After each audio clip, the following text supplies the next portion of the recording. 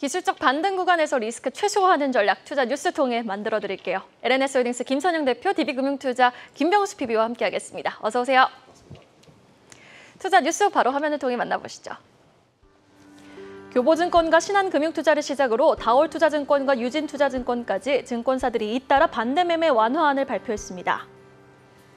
한국거래소에 따르면 올해 상반기에만 유가증권 시장에 57개 ETF 종목이 신규 상장됐습니다. 반기 기준으로 2018년 이후 가장 큰 규모의 성장으로 유가증권 시장에 상장된 ETF는 590개로 600개 돌파를 눈앞에 두고 있습니다. LG에너지솔루션이 일본 1위 상용차 업체인 이스즈 자동차에 전기차용 배터리를 납품합니다. 공급 예상 규모는 최소 1조 원 이상으로 알려졌습니다. 어제 때이른 폭염에 전력 수요가 9만 메가와트를 돌파하며 지난해 최대 전력 수요를 넘어섰습니다. 올해 전력 수요가 9만 메가와트를 넘어선 것은 이번이 처음으로 전력 공급 예비율은 한때 9% 아래로 떨어졌습니다. 야놀자가 건설사업부 매각을 검토 중인 것으로 확인됐습니다. 올해 증시 입성을 목표로 한 만큼 수익성 낮은 사업을 정리해 재무 구조를 개선하기 위한 차원으로 풀이됩니다. 사모펀드 운용사인 프리미어 파트너스가 보유 중인 SKI 테크놀로지 지분 전량을 블록딜 방식으로 매각합니다. 프리미어 파트너스는 어제 장 마감 후 보유 지분 4.84%, 총 345만 7,808주를 블록딜로 매각하기 위해 수요 예측에 나섰습니다. 자, 첫 번째 뉴스는요. LG엔솔 주가 박스권 하단에서 나온 1조 원 규모의 잭팟 수주 소식 다뤄보겠습니다. 애리조나 공장 짓는 거 보류한다, 또 보호예수 물량 2억주 풀린다, 악재가 겹치면서 공모가였던 30만 원까지 떨어지는 거 아니냐는 목소리도 나왔는데요. 어제 발표된 수주 소식 그렇게 반가울 수가 없었습니다. 어떻게 보셨습니까? 네, 전 사실 요즘에 이렇게 쌓이는 게 너무 좋은 것 같아요. 주가는 안 좋다 하더라도 기업들이 좋은 소식을 쌓아가는 게 굉장히 좋은 것 같은데 LG에너지솔루션이 일본의 상용차 업체죠. 이제 이스즈에 그 자동차 전기차용 배터리를 공급하겠다는 그런 내용이 발표가 됐습니다. 전일 업계에 따르면 LG에너지솔루션은 이스즈와 트럭 전동화 프로젝트를 공동 진행하기로 결정했다는 얘기도 발표를 했고요. 이스즈는 준준형 트럭이죠. 이제 엘프의 전기 트럭 모델을 내년부터 양산할 계획이다라는 발표를 했습니다. 이에 내년부터 한 4년 정도죠. 이제 원통형 배터리를 공급하는데 납품 예상 규모는 총 한 1조가 조금 넘어갈 것으로 예상이 되고 있고요. 이스즈 같은 경우는 트럭이나 버스 등 상용차를 전문으로 생산하는 기업이다라고 좀 체크해 보시면 될 것 같습니다. 일단 이 회사에서 만든 트럭 엘프는요, 전 세계적으로 상당한 판매량을 올리고 있는데 LG에너지솔루션이 이제 개발한 배터리를 장착한 엘프 트럭 같은 경우는 이제 3.5톤급 정도로 이제 알려져 있고요. 최대 출력은 이제 150kW 정도 나오고 1회 충전 시 이제 주행 가는 거리는 150km 정도 도심 내 단거리 배송용이라고 보시면 될 것 같습니다. 엘프는 이제 일본이나 북미 시장에서 이제 최근에 20년 이상, 최근까지 20년 이상 캡오버형 그 트럭 부분에서 1위를 달리고 있다라고 좀 보시면 될 것 같고요. 국내에도 지난 2017년도에 도입된 이후에 누적 판매량 2,000대를 돌파한 어떤 기업이다라고 체크해 보시면 될 것 같습니다. 올해 기준으로 상반기에 보니까 이제 수입 상용차 판매 4위를 기록할 정도로 이제 인기 있는 모델이다라는 부분 체크까지 해주시면 좋을 것 같고요. 이처럼 이제 배터리의 종주국이라 불리는 일본에서 이렇게 이단 수주를 올리면서 경쟁력을 확보하고 있는 것이 굉장히 좀 좋은 긍정적인 영향인 것 같습니다. 일단 우리 시장의 전반적인 분위기랑 엮이면서 굉장히 좀 어려운 주가 상황을 좀 보이고 있는데 이 이슈 자체가 사실 당장 주가의 분위기를 한 번에 돌릴 만한 초대형 호재인지는 아직까지는 사실 잘 모르겠습니다. 하지만 그렇다 하더라도 지금 정도 이렇게 계속 바닥에서 쌓아가는 흐름이 나오게 되면은 언젠가 사실 이게 주가로 반영되는 시기가 올 거기 때문에 이 시점에서 매수 타이밍이나 추가적인 어떤 매수 타이밍 분석을 한번 해보시고 투자 계획을 세워보시는 것도 좋을 것 같습니다. 네, 그렇게 호재가 될지는 한번 지켜봐야 되겠다라고 대표님이 정리를 해주셨는데 사실 맞습니다. 여전히 보호예수 물량 해제 우려 여전하고요. 2분기 실적에 대한 걱정도 있습니다. 자, 지금 어제 오늘 연이어 증권사들도 목표가 내려잡고 있거든요. 어떻게 보세요? 어떻게 보면 결국에는 주가가 상승할 수 있는 그리고 LG 에너지솔루션 정도의 크기라면은 결국에는 실적이 뒷받침돼야 된다라고 생각을 하고 있습니다. 2분기 매출액 같은 경우에는 전년 동기 대비 한 13% 감소했고 영업이익 같은 경우에는 한 70% 이상 감소할 것이다. 그리고 한 1,900원 정도 기록할 것이다라는 전망이 나오게 됐는데 어떻게 보면 굉장히 영업이익 기준으로는 시장 추정치 컨센서스에서는 좀 밑도는 부진한 실적이 나온다라는 있다라는 얘기가 나오고 있습니다. 하지만 이게 저점이고 3분기에는 테슬라 쪽에서도 얘기가 나오고 있기 때문에 실적이 개선될 수 있다라는 이야기가 나오고 있습니다. 그래서 좀 관심을 가질 필요는 있는데 27일이죠. 7월 27일에 보호예수 물량이 996만 주가량, 총 주식의 한 4%가량 해당하게 되는데 이 보호예수 물량이 해제가 될 예정입니다. 보호예수 물량이 뭐 해제된다고 해서 주가가 좀 아래에 있기 때문에 당장적으로는 나오지 않을 수 있지만 결국에는 보호예수가 해제된다라는 거는 언제든지 간에 매도가 나올 수 있는 물량이 충분히 나와 있기 때문에 좀 주의 있게 보셔야 할 것 같지만 결국에는 2분기 쪽 실적이 이번에 역기저 효과였죠. 작년에 이제 SK이노베이션과의 이런 소송 때문에 역기저 효과가 있었고 3분기에는 테슬라 쪽에서도 분명히 좋은 이야기가 나올 수가 있기 때문에 아마 이번이 저점이다. 하지만 주가가 반등할 수 있을지는 조금 주의 있게 봐야 한다라는 게 이제 LG에너지솔루션에 대한 이제 시각이다라고 좀 요약을 드려보고 싶습니다. 그럼 상방보다는 추가 하락 가능성을 7월 27일까지는 좀 염두에 두자. 추가 하락 가능성은 좀 조심스럽게 말씀드릴 수가 있을 것 같은데 당장 반등은 어려울 수 있지만 마찬가지로 추가 하락도 그렇게 크지 않을 수 있다. 하지만 27일에 나올 보호예수 물량 해제 물량까지는 좀 관심 있게 보셔야 되고 앞으로도 금리 인상기가 분명히 지속될 수가 있기 때문에 이런 성장주 쪽에서는 관심 있게 좀 보셔야 할 것 같습니다. 알겠습니다. 자, 두 번째 뉴스로 넘어가 봅니다. 역대급 7월 더위, 역대급 전력 사용 볼 텐데요. 더워지라는 시장은 좀 안 더워지고 야속하게 바깥 날씨만 더위가 기승입니다. 진짜 너무 덥습니다. 지금 이렇게 더우면 장마 끝나고 8월에는 얼마나 더울까 무서운데 대표님 어떻게 보셨어요, 이 뉴스는? 네, 맞습니다. 진짜 요즘 시청자님들도 아마 너무 덥다라고 심하게 덥다라고 느끼고 계실 것 같아요. 이제 이건 더운 건 더운 건데 이제 보통 이제 후덥지근하다는 표현을 쓰죠. 이제 더운데 이제 습하기까지 하면서 여름이 아직 본격적으로 시작도 하지 않았는데 불쾌지수가 꽤 많이 올라왔습니다. 일단 전일 오후 3시 50분 기준으로 전력 수요량을 보니까 이제 9253메가와트로 집계되었다라는 그런 소식이 나왔습니다. 전력 수요가 9만 메가와트를 넘은 거는 올해 들어서 사실 처음인데요. 지난해 12월 27일 이후에 6개월 만입니다. 일단 공급 예비력을 공급 능력으로 나눈 이제 공급 예비율이 9.66%로 나타났고요. 통상적으로 이제 공급 예비율이 10% 미만으로 떨어지면 전력 수급이 원활하지 않은 것으로 이제 보게 되는데 거의 그렇게 내려와 있죠. 그리고 또한 우리나라에서는 예비 전력이 5,500메가와트 미만으로 떨어지면 단계적으로 이제 전력 수급 비상 조치를 내리게 됩니다.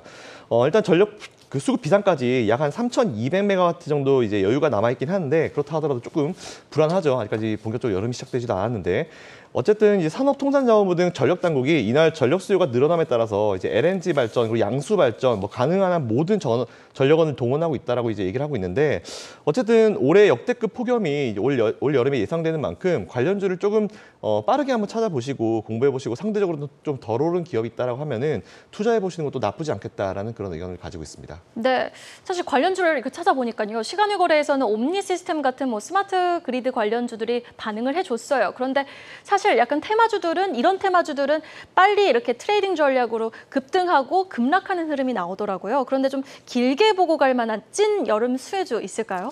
어떻게 보면 결국엔 시장이 조금 뒷받침되지 않고 있다 보니 말씀하신 대로 테마성으로 좀 강조되고 있다고 보고 있습니다. 하지만 전통적으로 여름 테마주라고 한다면 결국엔 더워지기 때문에 조금 보실 수가 있을 것 같은데 가전 쪽 먼저 보신다면은 선풍기 업체인 신일전자가 이제 여름만 되면 관심 받고 있고 그리고 에어서큘레이터나 이런 파세코 그리고 여름 냉방 가전 제습기들을 생산하는 위닉스까지도 가전 쪽에서도 조금 많은 관심을 받고 있습니다. 이게 더불어서 결국에 많이 더워지게 되면은 수혜주로 많이 떠오르는 게 이제 결국 아이스크림, 빙과 쪽에서도 많이 나오고 있고 특히 빙그레 같은 경우에는 이번 실적 성장 여지가 굉장히 좋다라는 이야기가 나오고 있습니다. 연간 매출액도 굉장히 증가하고 있어서 많은 관심을 받고 있고 특히 좀 관심 있게 보고 있는 종목은 이제 하이트진로에 대해서 조금 말씀을 드려보고 싶은데 하이트진로는 리오프닝에 엮이게 되면서 주가 상승을 보였다가 좀 많이 반납하는 모습을 보였습니다. 하지만 5년 내에 최대치를 기록할 것이다라는 실적, 이 증감률이 굉장히 나오게 되면서 기대 어린 시선을 보이고 있고 특히 굉장히 많이 더워지게 되고 이제 회사를 다니게 되게 되면서 맥주 또는 소주 쪽에서 이제 그런 판매량이 굉장히 많이 증가할 수가 있다라는 기사가 긍정적으로 나오게 됐습니다. 연간 예상 실적도 굉장히 좋게 나올 수가 있기 때문에 외인 매수세가 이어지고 있고 하이트진로도 리오프닝 이어나가서 충분히 관심을 받아볼 만한 종목 중에 하나이기 때문에 여름 수혜주에서도 한번 관심 있게 보시면은 좀 좋지 않을까라고 좀 말씀을 드려보고 싶습니다. 네, 여름 밤에 또 맥주 한 잔 생각이 나죠. 하이트진로 좀 주목해보자라고 말씀해 주셨습니다. 다음 뉴스는요. IPO 관련 소식들 지난주부터 꾸준히 달려오고 있습니다. 이번에는 나스닥 입성 노리고 있는 야놀자 소식 전해드릴 텐데요. 쿠팡에 이어서 3분기를 목표로 IPO를 진행 중인 야놀자. 그에 따른 재무 구조 개선이 좀 필요하지 않겠습니까?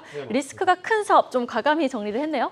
네, 야놀자가 건설사업분이 야놀자 C&D 매각을 검토 중인 것으로 이제 확인이 되고 있고요. 올해 증시 입성을 노리고 있는 만큼 이제 앵커님 말씀하신 대로 수익성이 낮은 부분을 정리해서 이제 재무 구조를 좀 개선하겠다라는 그런 차원으로 분석이 될 것 같습니다. 어제 투자업계에 따르면 야놀자의 최근 내부에서 이제 야놀자 C&D를 매각하기로 방향을 잡고 검토에 들어갔다라는 이런 내용들이 나오고 있는데요. 일단 야놀자 C&D는 야놀자가 100% 지분을 보유한 건설과 시공을 담당하고 있는 계열사다라고 좀 보시면 될 것 같습니다.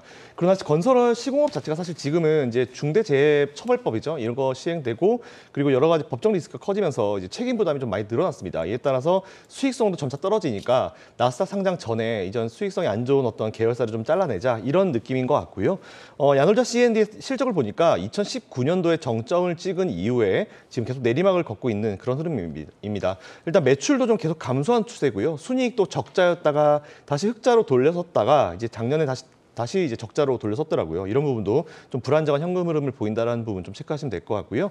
사실 그간 야놀자는 미국의 나스닥 상장을 앞두고 이제 M&A를 통해서 알짜 사업들로 인해서 이제 외형을 성장시키고 아닌 기업들은 계속 잘라왔는데 이제 거기에 추가된 거다라고 좀 보시면 될 것 같습니다. 네, 알겠습니다. 자, 그러면은 투심이 이렇게 위축된 상황에서 무상증자 이슈와 개별 테마주만이 상승의 지속성을 이어가고 있는 상황입니다. 그 안에서 또 야놀자 관련주들의 상승 매력도를 어떻게 보시는지 궁금하거든요, 피비님. 어떻게 보면 야놀자가 나스닥 상장을 추진한다라는 소식은 이제 작년부터 이어졌다라고 말씀을 좀 드려보고 싶습니다. 유명하게 투자했던 유명한 업체들 좀 말씀을 드리면은 이제 아주아이비 투자가 2017년 정도에 한 200억 규모의 투자가 이어졌었고 SBI 인베스트먼트도 한 160억 가량 그리고 하나투자증권은 이제 자회사인 자산운용을 활용해서 2018년에 한 400억 원가량 투자한 이력이 있습니다.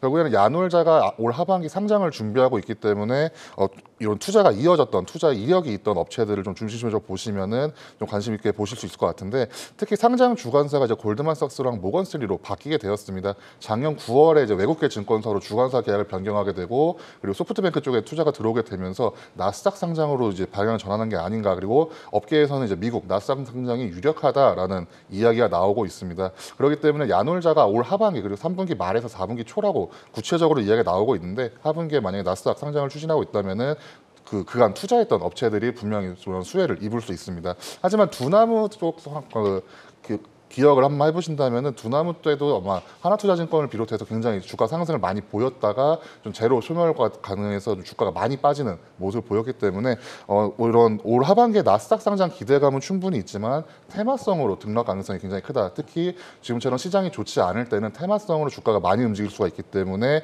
이런 급변 가능성도 염두에 두시면서 투자를 이어나가시는 게 좀 중요한 전략이지 않을까라고 말씀을 드려보고 싶습니다. 네, 알겠습니다. 이런 종목들은 보통 이제 테마성을 어느 정도 염두에 두자라고 정리를 해주셨고요. 자, 마지막 뉴스는요. LG 엔솔로 오늘 포문을 열어봤는데 SK 아이테크놀로지로 좀 마무리를 지어봐야 될 것 같아요. SK 아이테크놀로지 블록딜 소식입니다. 내용 전해주시죠. 네, 이제 PEF 운용사죠. 이제 프리미어 파트너스가 SK IT 지분을 시간 외에서 대량 매매 방식으로 이제 매각하겠다는 소식이 좀 들려왔습니다. 어제 장 마감 이후에 이제 보유 지분 4.84% 중 이제 총 345만 788주고요. 블록딜 매각하기 위해서 이제 기관 투자자 수요 예측을 진행하고 있다는 그런 소식이 좀 들려왔습니다. 주당 매각 가격 보니까 82,130원에서 86,000원 사이고요. 어저께 종가가 95,500원이니까 대략적으로 한 9.95에서 한 14% 정도 할인한 가격을 할인율을 적용했다라고 좀 보시면 될 것 같습니다. 주관사는 시티 글로벌 마켓 증권 그리고 이제 그 크레딧 스위스가 공동으로 맡았고요. 일단 SK IT도 최근에 이제 지수의 흐름에 따라서 이제 작년 7월 26일 날 고점을 기록하고 거의 1년 내내 하락한 추세를 좀 만들고 있는데 저점을 좀 찾는 구간에서 현재 이제 기업 상황을 좀 체크를 하시고 이런 블록딜 이슈 이후에 한번 투자를 한번 해보시는 그런 타이밍을 잡아보셔도 나쁘지 않을 것 같지만 너무 성급하게 하실 필요는 없다라는 말씀드리겠습니다. 네, 알겠습니다. 또 어제 시간에서 4.6% 급락을 했기에 시초가가 걱정되는 상황이긴 하거든요. SK하이테크놀로지는 지금이라도 좀 리스크 관리에 들어가는 게 좋을지 또 걱정하시는 분들 있을 것 같아요. 어떻게 좀 팁 좀 전해주세요. 어떻게 보면 SKIT 같은 경우에는 시장 이후에 조금 안 좋은 소식이 전했습니다. 블록들 얘기가 나오게 되면서 어제 모처럼 한 9%가량 오른 모습을 좀 반납하는, 시간의 장에서 좀 반납하는 모습을 보였다라고 요약을 드릴 수가 있을 것 같은데, SKIT 같은 경우에는 결국에는 폭스바겐 쪽 생산 회복이 좀 더디다라는 것으로 이번에 단기적으로 실적 전망이 하향될 것이다라는 것으로 요약을 좀 드려보고 싶습니다. 폭스바겐 이제 모듈형 전기차 플랫폼이 생산 회복 중이나 예상보다 좀 더디다라고 말씀을 좀 드려보고 싶고, 특히 2024년에 기업 가치 대비 삼각전 영업이 이제 EV EBITDA라고 표현이 되고 있는데, 이게 12배 정도밖에 되지 않아서 국내 양극재 평균이 17배에 비하면은 굉장히 지나친 할인이다라고 표현이 되고 있습니다. 그렇기 때문에 좀 관심을 가져볼 만하지만, 한 매출액이 7,300억 그리고 영업이익이 500억 정도가 올해 매출액과 영업이익이 나올 건데, 시장 컨센서스를 좀 하회할 것이 아닌가라는 전망이 나오게 되면서 이 또한 부정적으로 말씀을 드릴 것 같은데, 특히 이제 SK 이노베이션 관련해서도 좀 이야기를 좀 드려봐야 될 것 같습니다. 이노베이션 같은 경우에는 정유화학에서 굉장히 많은 돈을 많이 벌어 들어오게 되면서 어닝 서프라이즈가 예상이 되고 있지만, 결국에 SK 온을 비롯해서 이제 IT 쪽에서 좀 많이 까먹는 모습을 보이고 있고, 특히 그린 사업이라고 해서 70%까지 늘리겠다라는 그룹의 방침이 있어서 정유화학 쪽에서도 아마 매각이 나올 수도 있다라는 좀 그런 이야기도 함께 나오고 있어서, IT를 비롯해서 SK 그룹주도 좀 관심 있게 좀 보시면은 투자 전략에서 하나가 나오지 않을까라고 좀 생각을 드리고 있습니다. 네, 알겠습니다. 자, 그러면 전략 마지막으로 들어보면서 마무리 지어보도록 하죠. 대표님의 전략, 김순영 대표님의 전략 들어봅니다. 네, 뭐 오늘 제가 한마디로 이제 매일매일 큰 변동성에 적응하셔야 됩니다라는 멘트를 준비 한번 해봤는데요. 최근에 보시면은 계속 빠지다가 어제는 또 급등하고, 거의 뭐 코스닥 지수가 이제 코스닥의 어떤 일반 밈 종목처럼 이제 크게 움직이는 흐름이 나오고 있는데, 일단 이 변동성에 여러분이 좀 적응을 좀 잘 하셔야 될 것 같습니다. 정말 쉽지 않은 시장이지만 정말 예측이 불가능한 시장이고요. 어쨌든 제 주변 지인들도 많이 물어봐요. 요즘에 도대체 매수 타이밍을 언제 잡아야 되는지 모르겠다라고 이제 물어본 지인들한테 전 한마디 합니다. 그냥 떨어지는 날 좀 매수해놓고 그냥 내년 보고 그냥 쭉 가자, 이런 얘기를 하는데, 어쨌든 지금은 투자대로 놔두시고 이제 투자는 놔두시고 본업에 좀 더 집중하시면서 이제 계속 투자를 이어가시면 좋을 것 같다는 말씀 드리고요. 어쨌든 쉽지 않은 시장에 오늘 하루도 좀 잘 버텨내 주셨으면 좋겠습니다. 네, 조바심을 좀 내려두고 내년까지 좀 여유 있게 길게 보자라고 말씀해 주셨습니다. 김병수 PB님의 전략은요? 오늘 같은 경우에는 FOMC 이제 지난 회의였죠. 6월 회의가 FOMC 회의록이 공개되는 날입니다. 앞으로의 전망에 대해서 조금 살펴볼 수가 있을 것 같은데, 바닥을 분명히 우리 한국 시장은 바닥을 다지는 구간은 맞는 것 같습니다. 하지만 여러분, 돌다리도 두들겨 보듯이 바닥도 한번 두들겨 보고 진행을 해야 되지 않을까라고 좀 조심스럽게 말씀을 좀 드려보고 싶습니다. 네, 알겠습니다. 이번 주 또 많은 연준 인사들의 코멘트와 또 FOMC 회의록 공개가 있는데요. 이 부분까지 좀 참고해 보셔서 투자에 도움이 되셨으면 좋겠습니다. 수요일 국내 투자 뉴스와 전략 LNS홀딩스 김선영 대표, 또 DB금융투자 김병수 PB와 함께 봤습니다. 오늘 말씀 고맙습니다.